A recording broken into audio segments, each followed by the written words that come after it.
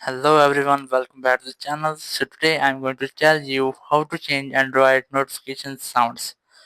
If you are using an Android phone and now you want to change your notification sound, so let's see how can you do this.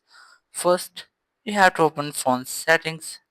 In settings, just scroll down and look for sounds and vibrations. Just select it.